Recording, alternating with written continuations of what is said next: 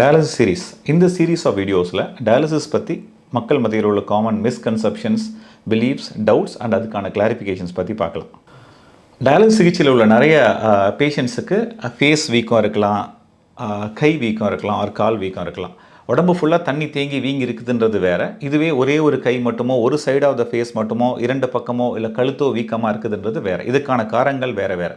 உடம்பு ஃபுல்லாக தண்ணி தேங்கி பேஷண்ட்ஸ்க்கு வீக்கம் இருக்குன்னா அவங்க டயாலிசிஸ் அப்போ எக்ஸ்ட்ராவாக வாட்டர் ரிமூவ் பண்ணுறது மூலமாக அதை சரி பண்ணிட முடியும். இதுவே ஒரு சைட் கை மட்டும் வீங்கி இருக்குது, அதுவும் முக்கியமாக அந்த ஃபிஸ்டுலான்ற சொல்லக்கூடிய ஃபிஸ்டுலா இருக்கிற கை வீங்கி இருக்குது, அந்த சைட் அந்த பார்ட் ஆஃப் த செஸ்ட் வீக்கம் இருக்குது, அந்த பார்ட் ஆஃப் த முகம் வீக்கமாக இருக்குது அப்படின்னா என்ன அர்த்தம்னா அந்த ஃபிஸ்டுலா வழியாக செஸ்ட் வழியாக ஹார்ட்டுக்கு போகக்கூடிய ரத்த குழாயில் அடைப்பு இருக்குன்ற மாதிரி நம்ம புரிஞ்சுக்கணும்.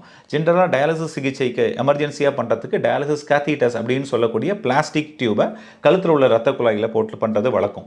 அப்படி பண்ணுறதன் மூலமாக அதோட one of the negatives or one of the side effects என்னான்னு பார்த்தோம்னா அந்த ரத்த குழாய்கள் நாளடைவில் சுருக்கம் வரத்துக்கான வாய்ப்பு இருக்குது. அப்படி சுருங்கி அடைப்பட்டு போகிறதன் மூலமாக கையிலேருந்தோ இல்லை முகத்திலேருந்தோ செஸ்ட்லேருந்தோ ஹார்ட்டுக்கு போக வேண்டிய ரத்தம் அடைப்பட்டு தடைப்பட்டு போகிறதுனால அது கையிலையோ ஃபேஸ்லேயோ தேங்கிறதுனால அந்த மாதிரி வீக்கம் வருது. ஸோ டயாலிசிஸ் சிகிச்சையில் உள்ள ஒருத்தருக்கு ஃபேஸ் ஒரு பக்கமோ ஆர் இரண்டு பக்கமோ நெக், செஸ்ட் ஆர் கை வீக்கம் இருக்கிறதுன்றது ரத்த குழாய் அடைப்பை குறிக்குது. முக்கியமாக செஸ்ட்டுக்குள்ளே உள்ள ரத்த குழாய் அடைப்பை குறிக்குது. அதை கரெக்டாக கண்டுபிடிச்சி ஆன்ஜியோபிளாஸ்டி அப்படின்ற நவீன சிகிச்சை மூலமாக அதை ஓப்பன் பண்ணி விடுறதன் மூலமாக அந்த ஸ்வெல்லிங்கை இமீடியட்டாக நம்மளால் சரி பண்ண முடியும். அப்படி சரி பண்ணுறதுனால அந்த ஃபிஸ்டுலாவை ரொம்ப நாளைக்கு நல்லா ஃபங்க்ஷன் பண்ண வைக்க முடியும்.